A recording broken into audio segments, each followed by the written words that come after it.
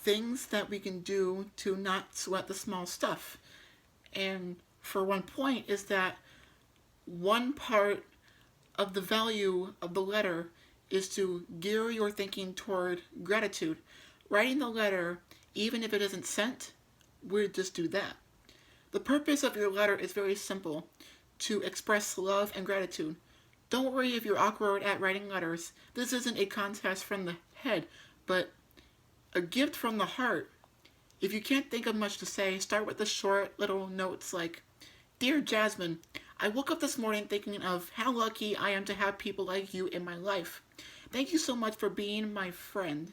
I am truly blessed, and I wish for you for the happiness of joy that life can bring. Love, Richard. Not only does writing and sending a note like this focus your attention on what's right in your life, but the person creating it all is be extremely touched and grateful. This simple action starts a spiritual of loving actions whereby the person receiving your letter may decide what to do with the same thing to someone else, or perhaps will act and feel more loving towards others. Write your first letter this week. I bet you'll be glad. When we look back on our lives, how many of us are we going to be pleased of how uptight we were? Almost universally, when people look back at their lives while they're on deathbed, they wish that their priorities have been quite different with a few expectations. Except people, they haven't sweated the small stuff. So much instead, they wish they had spent more time with the people and activities that they truly loved and less time worrying about aspects of life like that. But it's very deeper. Really don't matter all that much, but imagining yourself at your own funeral allows you to look back at your life while you still have the chance to make some important changes. But it can be so scary or painful. But consider your own deathbed in the process of your life doing so that it will remind you of the kind person you want to be and the priorities that are most important to you. If you're at all like me, you'll probably get a wake up call that can be an excellent source of change. In some ways, although most people believe otherwise. I've had hundreds of clients over the years who have all about their families as well as their own dreams because of their priorities to believe that life is an emergency. They justify their behavior by believing that if they don't work 8 hours a week, they won't get everything done. Sometimes I remind them that when they die, in their basket, it won't be empty. A client who is a homemaker and mother of 3 children recently just said to me, I can't get the house cleaned up. But the way I like it before, everyone leaves in the morning. She was so upset over her to be perfect that her daughter was prescribed her exciting medicine.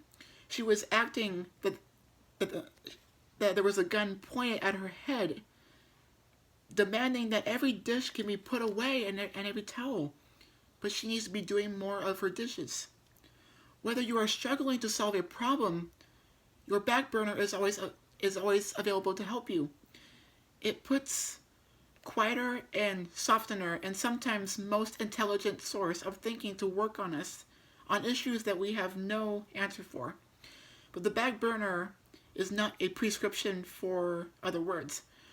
While you do not want to put your problems on a back burner, you don't want to turn your burner off. Instead, you want to gently hold the problem in your mind without actively holding it. The simple technique will help you solve many problems and will greatly reduce the stress and effort in your life. And this simple strategy, which may take only a few seconds to complete, has long has been the most important habits I've ever engaged in. I try to remember the start of the day of someone to thank me.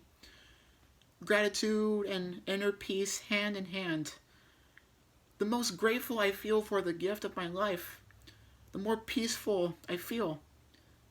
it's worthy than a little practice.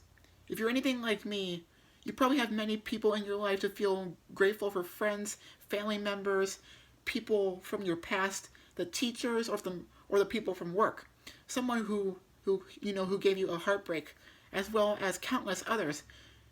But you may want to thank a higher power for the gift of life itself, for the beauty of nature. As you think of people to be grateful for, remember that it can be anyone: someone who allowed you to merge into traffic, and someone who held the door open for you. A person who has held the door. The point is to gear your attention towards gratitude. I learned a long time ago that it's easy to allow my mind forms of to forms of negativity. When I do, the first thing that leaves me is my sense of gratitude. I begin to take the people in my life for granted, and the love that I do for often I feel. It's replaced with frustration.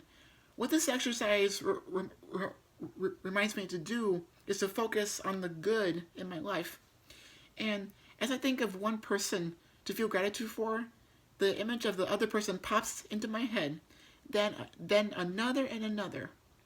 Pretty soon, I'm thinking of other things to be grateful for: my children, my home, my career, the readers of my books, my freedom. It may seem like an awfully simple suggestion, but it really works. If you wake up in the morning with gratitude on your mind, it's pretty difficult. In fact, almost impossible to feel anything but peace. Have you ever noticed, or thought of why we had to deal with of how we had to deal with strangers? I don't really know the answers to these questions, but I do. There is always, between gratitude and strangers, the level of happiness. In other words, it's unusual to find a person who walks around with their head down, frowning and looking away from people. It's secretly peaceful and a joyful person. I'm not suggesting it's better for an outgoing thing. I just need you to expend tons of extra energy trying to brighten other days, or that you should pretend to be friendly. I am suggesting, however, that if you think of strangers as being a little more like you, and treat them not only with kindness and respect, but with smiles and eye contact as well, you'll probably notice some pretty nice changes in yourself. And you'll begin to feel way more different. Just that most of them have families or people they love, troubles or concerns. You'll also notice how great and grateful people can be when you're the first one to reach out. When you see how similar we all are, you begin to see the innocence of all of us. In other words, even though we often mess up, most of us are doing the best that we could. And the circumstances, along with seeing the innocence of people. But as I begin to write the strategy, it's exactly 4:30 a.m. in the morning. My favorite time of the day. I still have at least half an hour before my wife and children get out of bed and the phone begins to ring. At least an hour before anyone can ask me to do anything. It's absolutely silent outside. I'm a complete solitude.